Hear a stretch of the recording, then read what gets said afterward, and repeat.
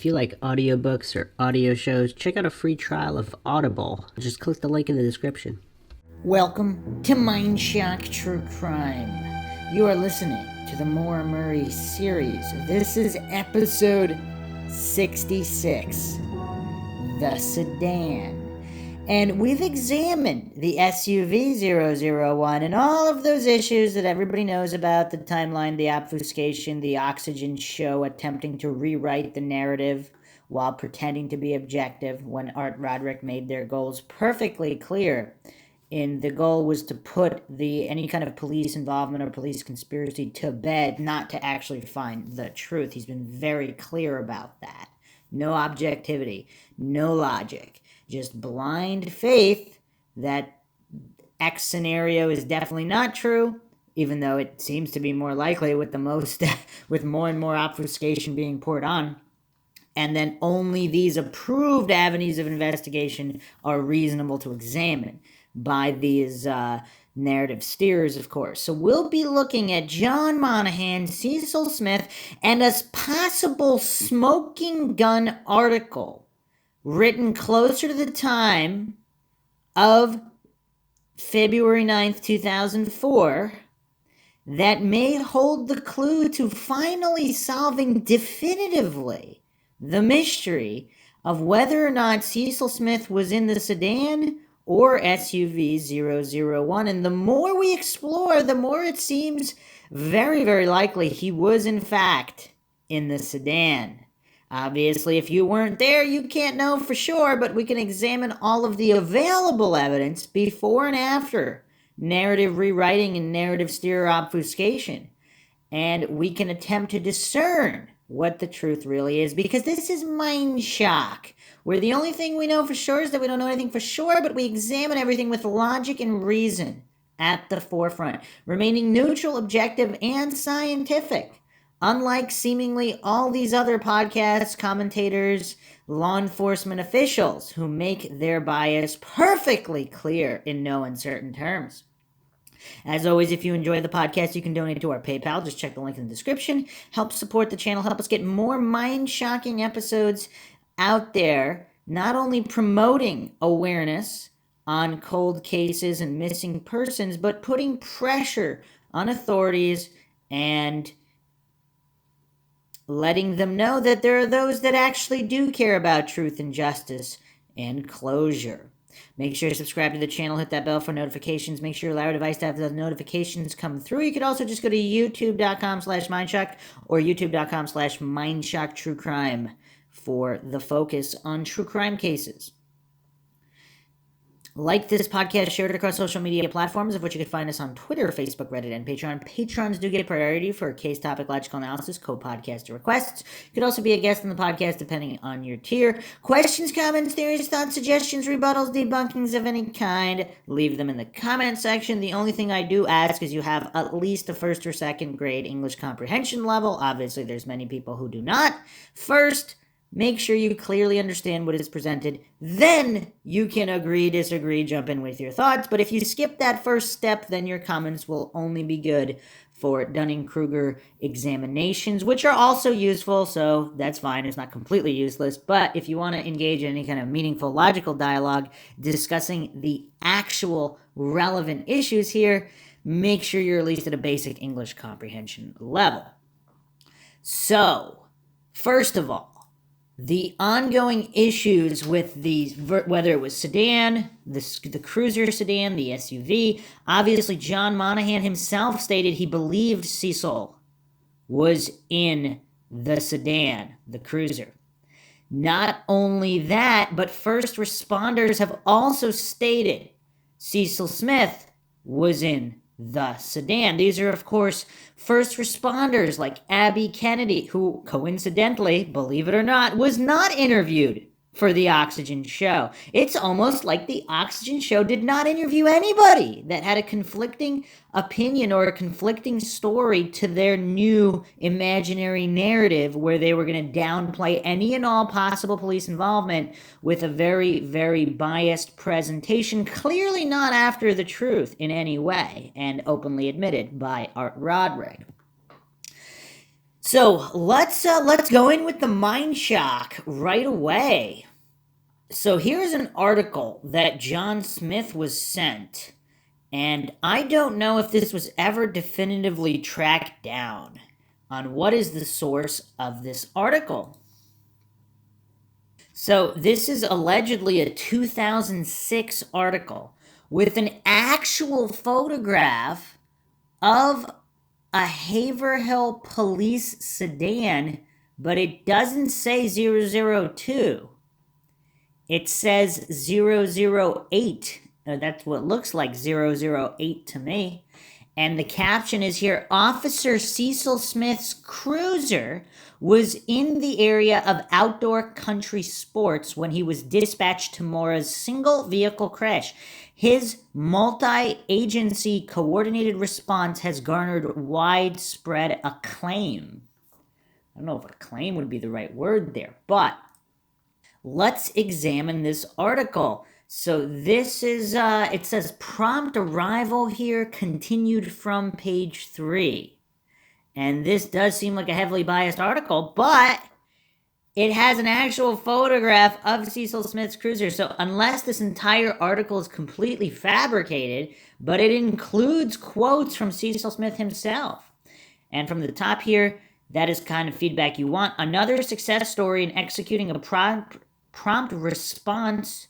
So it looks like this article might have nothing to do with the MAURA Murray case specifically. It looks like it might be just mentioning police prompt responses or different types of responses, and that's why they're saying it has garnered widespread acclaim because he got there so quickly. And is this just simply an article examining police responses? Either way, if it's a legitimate article, it has a photograph here of a cruiser, stated it is Cecil Smith's cruiser. It does not look like 002, it looks like 008, unless it was rebranded by 2006. So in the 2 years that followed, it is unclear whether they would change numbers. I don't know. Anyway, the top of the article here, another success story in executing a prompt response time in the face of it says energy, but I'm guessing that might be emergency, comes from the Haverhill Police Department. Officer Cecil Smith may not have known it then, but he had just been dispatched to the scene of New Hampshire's most confounding disappearance, namely that of a 21-year-old nursing student named MAURA Murray.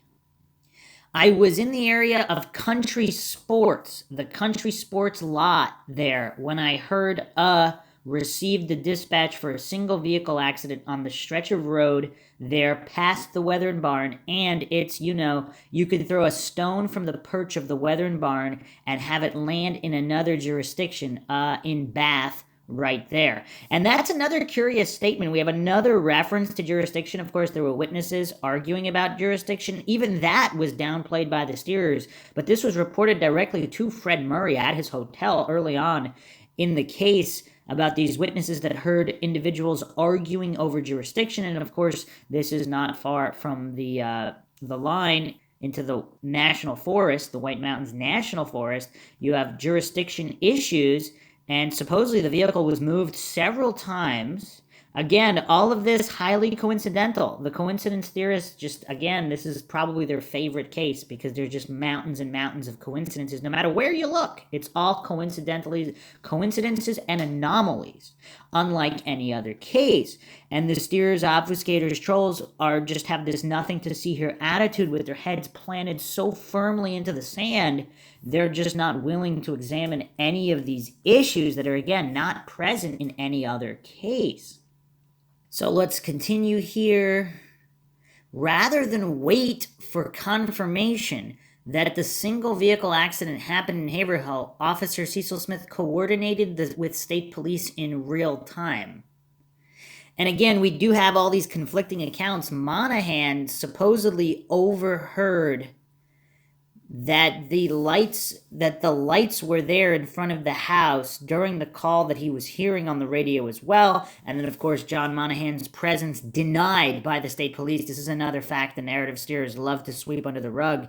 They denied that there was a state trooper ever even there for however many months or possibly even years. I do not remember the exact moment that state police admitted that there actually was a state trooper there. This was all denied outright by the New Hampshire State Police. First, dispatch patched me through to a witness who had a business right there, and I believe also lived right there on the other side. We stayed on the call, and meanwhile, the New Hampshire State Police Department responded and assessed jurisdiction. Although Murray is still missing over 2 years later, Officer Cecil Smith is satisfied that his prompt response time and coordinated effort with the New Hampshire State Police was a model in a properly executed response. I still lose sleep wondering if I could have done, and then that's all there is in these images here. So, yes, it's very, very curious where this article came from, but it just reaffirms that he was in the sedan. Now, again, this is not the only article out there. There's a bunch of people, fire department members, EMS first responders, John Monahan himself, that placed Cecil Smith in the sedan. Cecil Smith himself said he couldn't remember, very vague comments. And, of course, we have the account of him and Williams Chief Williams, switching vehicles. And another curiosity, does this happen in any other case? I mean, just the nonsense in this case. We have the tow situation between McKean and Lavoie. We have all of these things not consistent with a DUI walkaway while they were pretending it was just a DUI walkaway. Does someone take photos of a scene that's a standard DUI walkaway? Does the police officer do that immediately upon arriving? I mean, that's kind of strange. And then why would they be sealed all these years later? What's in the photographs? Is it Cecil Smith's sedan in the background clearly visible? What else is clearly visible in the car? Were there contents in the car that were since removed? Again, we don't have any of this information. John Monahan, why is he driving around confiscating convenience store and gas station footage over a DUI walkaway? Now, he claimed he never actually looked at the footage himself. Maybe he did, maybe he didn't. Is this all because Maura Murray was not even the driver of the Saturn? And what other mysterious issues are there here? Again, this is a case unlike any other. Let's go over a post here by Abby Kennedy herself. This looks like a Facebook post. The car was in the road. It was possible to walk all around it. Left front headlight damage. Only hit the snowbank, not a tree. And again, this is something that the steers and obfuscators, for whatever reason, there's a religious reverence to the Saturn having hit a tree just because Cecil Smith, in a report that came way later, said it hit a tree. Of course, accident reconstruction experts all concluded it did not hit a tree. There's no evidence it hit a tree, yet these hallucinators and obfuscators and steerers are still pretending on nothing but blind faith that it had to have hit a tree because it was reported and repeated. It's just this kind of silly nonsense is all over this case. Continuing on here, it looked like it just spun around. No tracks into the snow on either side of the road leading into the woods or any of the houses. There was a dusting of snow that night, but a lot from previous storms. Honestly, it looked staged right down to the wine splashed on the interior of the car and the rag stuffed in the tailpipe to, in quotes, Maura, saying she had already called someone on her cell phone when there was no coverage in that spot. All right, let me repeat that again for the Dunning-Kruger crowd. It looked staged. Now, this is someone that was actually there, unlike the steers in the office, because, who knows, maybe Erin Larkin was there that night, too. I don't know. She claims that she may have possibly driven down that exact road. So maybe Erin Larkin did see the vehicle that night. I don't know. I wasn't there. I don't know why she placed herself possibly there by her own words. It's very, very bizarre. But anyway, as far as all these other individuals, was Scott Wall there? Why is he insisting it hit a tree? Maybe he was there. I don't know. Whoever was there would know whether it looked staged or not. And of course, just because it looks staged doesn't mean it is. But we have so many individuals stating it looked staged. We have accident reconstruction special. We have the New Hampshire League of Investigators, a group of investigators made up of current and or former law enforcement and private investigators. And they concluded it was staged. It seems like it's just the obfuscators and the steerers continuing to insist on blind faith alone that it couldn't have been staged and it wasn't staged. And they just dismiss all critical thinking as conspiracy, a staple of clueless coincidence theorists. But if we're doing an objective, neutral, logical examination here, we have so many individuals stating it was staged. And for whatever reason, that still triggers a lot of individuals that are looking at the Maura Murray case online. Obviously, an objective, neutral individual, why would they be triggered if it was staged? We have the earlier reported accident. Also, again, if you haven't checked out the previous Mindshock episodes, I mean, we're already in the 60s in terms of episodes. But if you really are interested in all the minutiae of the case, there's plenty of it to go over. There's the earlier accident. There's, again, Faith Westman stating that there was a man smoking a cigarette. Butch Atwood, he hit a pine tree. I will be doing an episode dedicated to Butch Atwood. There's been some new information that has come out regarding Butch Atwood. But here, regarding, again, the sedan versus SUV 001, why has there been this concerted effort to cover up the highly probable scenario that Cecil Smith was in the sedan? Because what does that mean? That means there was an SUV there before him who was in the SUV. Was it really Jeff Williams? And even if it was, that doesn't necessarily mean he's the guilty party, because anybody could have overheard Faith Westman's call on dispatch or whatever it is on the radio, and like John Monahan did. Another curiosity. But it seems like nothing adds up in this case.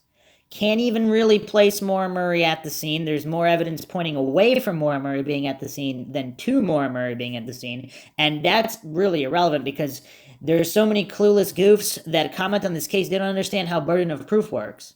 If you're making a positive assertion, so if you're stating that it was Maura Murray there, it is up to you to prove she was there. One is not called upon to prove a negative. It's a very simple concept that even small children can understand, but for whatever reason, there are a lot of clueless goofs and steers either playing stupid, maybe they're not playing, I don't really know, I'm not going to assume there, but they just don't seem to understand how burden of proof works. But even Abby Kennedy put Maura in quotations. What does that mean? Does she not think it was Maura? Now, there was also the matter of the tall blonde walking away from the scene. This is another curiosity that's ignored by the steerers and the obfuscators. So let me read this post from Truth Seeker Investigations, searchformoremurray.com, .wordpress.com, John Smith's blog. Of course, John Smith, one of the only objective, neutral, logical investigators and commentators on this case. And, of course, there's that old saying, no one is more hated than he who speaks the truth. And you do see a lot of hate coming John Smith's way. The obfuscators and the steerers, they really do not like these objective, logical questions that John Smith asks. And that's very, very curious. He has a post here, April 2nd, 2021, The Smoking Man and the Blonde Girl Walking. In June of 2019, while out doing interviews along with Jeffrey Combs, we spoke with members of the Woodsville Fire Department, as well as Mike Lavoie and Dick McKean, the tow truck drivers, on the evening of February 9, 2004. Upon speaking with these people, a few interesting tidbits were gained and added to the stack of craziness that surrounds the case. It was all compiled, but really didn't add anything to the big picture at the time, just a few more pieces. But now, recently, I have been speaking with first responders from the evening of February 9, 2004, as well as a few locals who passed the scene within the next 2 to 3 days. Art Roderick and Maggie Freeling did not interview even one member of the fire department. They only spoke to Dick Guy, not the other EMT as well. Interesting to say the least. Did Oxygen and the Texas Crew documentary team not receive permission from the New Hampshire Attorney General Jeff Strelzin to interview the fire department? Things that are coming to light at this point are opening up new avenues of investigation and thought. I think the biggest question in the case is whether or not Maura Murray was actually driving the Saturn on February 9, 2004. And another huge question is where specifically the Saturn was located in the area of the Weathern barn. There have been several different accounts of this. Although there are several different accounts of the location of the vehicle, I don't think it can be perfectly nailed down as to what the actual disposition of the Saturn was on February 9, 2004, unless we are able to see the pictures that were taken by Cecil Smith on that evening. That is, if indeed he did take pictures that night, or is there a chance that pictures were not taken at the scene and the car was just photographed the next day at Lavoie's garage? Just more thinking outside the box. This new information may not help solve the case, but it is certainly going to put out another person's first-hand perspective of the events of February 9, 2004 out into the public. And he didn't actually state here about the blonde. So the report of the tall blonde was simply that there was a tall blonde walking towards the Swiftwater Stage Shop store. And that was pretty much the only reference we have to the tall blonde. But either way, nothing really adds up in the case, of course. And nor do the actions of pretty much any of the individuals on site. We have to, and if you're going to hallucinate, it was definitely MAURA at the scene. That's always a curiosity, because Butch Atwood is somehow an infallible god, but he's also the least neutral party, because if he was the last person to see a missing person alive, of course, or if he's just frazzled by the whole situation, he's got a heart condition, whatever the case may be, whether he's honest or dishonest, it's irrelevant. He's the least objective party. Not that Faith is 100% objective either. She was also there, but man smoking a cigarette. He hit a pine tree. And of course, that's Butch, but is that before or after? That's before the interviews where he said whoever it was didn't look like MAURA in the picture, even though supposedly he identified MAURA Murray, but it's not anywhere near a positive ID. And even if it were, even if he said definitively she looked exactly like the pictures, it still wouldn't make him any more of a neutral party or an objective party. So this kind of silliness that the steerers and the obfuscators want everyone to take on blind faith as gospel while ignoring just mountains of evidence to the contrary and no definitive proof just for the purpose of steering, it's very, very telling. So in the case of the sedan versus the SUV, what does it all mean? Of course, it's highly suspicious either way. Is this all by design, where everything's been mixed up so much at this point that it's going to be very, very difficult to understand what the truth is? Because Monahan, somebody working with Monahan, actually said that Monahan was first on the scene. And then supposedly Monahan is demoted to some desk job shortly after this incident. And then, of course, his entire presence was flat out denied. So how, and he's driving around confiscating videos from surveillance stores and gas stations, which may or may not have been MAURA. See, let's think about it this way. If it wasn't MAURA Murray at the scene, does all of this make more sense?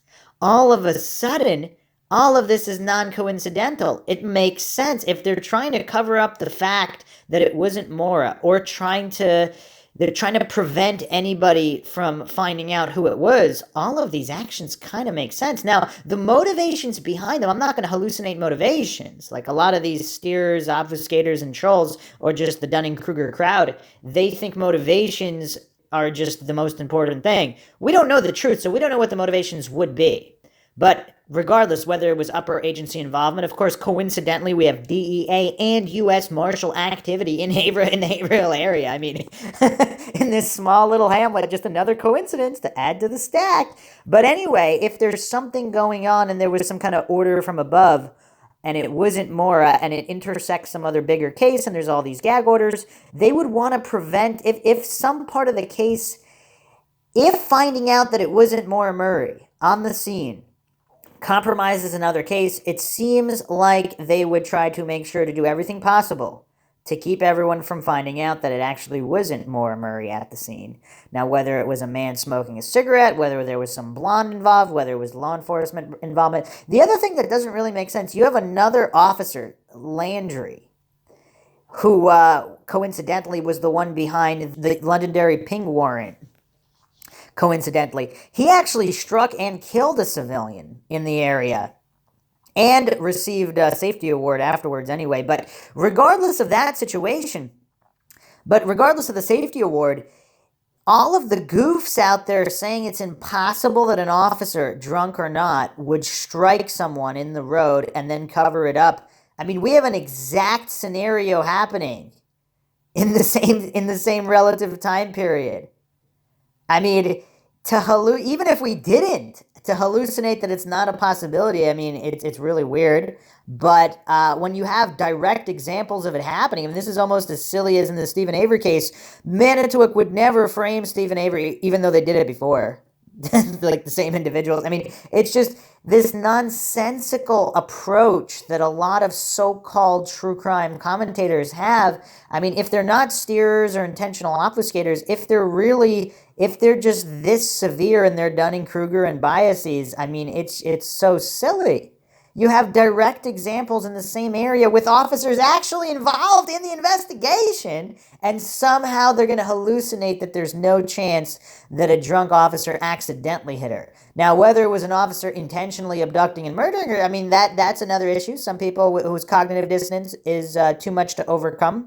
They think anybody wearing government costumes is infallible, and they would never do that. And they hallucinate and strawman that if they did do that, the entire department would have to know about it and actively help them cover up, which they wouldn't do, ignoring all logic and reason and examples of how corruption happens. People just follow orders. They don't intentionally investigate fellow officers, even if they suspect something. Everybody would be going along with what they thought was the truth because they had no reason to investigate it. So it would only be a few single individuals involved if there was some kind of conspiracy cover-up. And again, I don't know if people are just playing stupid and not understanding how conspiracies and cover-ups work, but they are not rare. Let's put it that way. That doesn't mean there's not a majority of good police officers out there, but that also doesn't mean that conspiracies aren't one in a million.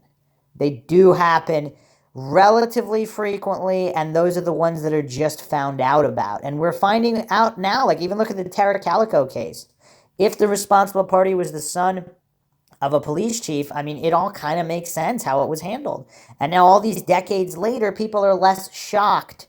The cult of authority worship, I suppose, is loosening its grip on the masses slightly as more and more people are becoming aware of police corruption and or incompetence and how it remains covered up, not necessarily intentionally by all parties involved, but just by following orders. That's how it's all done. Not really that shocking. So was Cecil Smith really in the sedan? It appears he was. And it appears the timeline has serious issues. I mean, why do you think Art Roderick gets so triggered anytime someone brings up the timeline? Because he knows that's the key to unraveling the false, nonsensical, propagandized narrative that he and the Oxygen Show came up with to try to dismiss any type of wrongdoing on the part of law enforcement, and obviously it does not hold up to any logical scrutiny. Despite how desperate the coincidence theorists and the steerers are to write it all off, anybody looking at it objectively and neutrally can see all the problems. And in the next episode, I will be dropping even more bombshells, going back into the past and re-examining many, many situations. I'll be going to the dorm situations and possible other parties involved in Maura Murray's disappearance, either nefarious or not. There's still people out there that believe that this was all a staged disappearance and she got away scot-free. And even if that is the case, who's to say she didn't get away from UMass? Who's to say it was her in the Saturn? And there's so many issues with the case. We're on episode 66, and we've just begun to scratch the surface. And if this was just a regular case, this would be, 1 or 2 episodes. Again, something the clueless Dunning-Kruger crowd and narrative steerers refuse to address. Hope you guys enjoyed another edition of the Mindshock podcast in the Maura Murray series. If you enjoyed the podcast, you can donate to our PayPal. Just check the link in the description. Make sure to subscribe to the channel. Hit that bell for notifications. You could also just go to youtube.com/Mindshock or youtube.com/MindshockTrueCrime. Like and share this episode. Keep the awareness up in this cold case as well as others and other missing persons cases. You can check us out Twitter, Facebook, Reddit, and Patreon. Patrons do get priority for case topic, logical analysis, co-podcaster requests. You could also be a guest on the podcast depending on your tier. Questions, comments, theories, thoughts, suggestions, rebuttals, debunkings of any kind, leave them in the comment section. This is Bruce McGuire signing off. Catch you guys next time.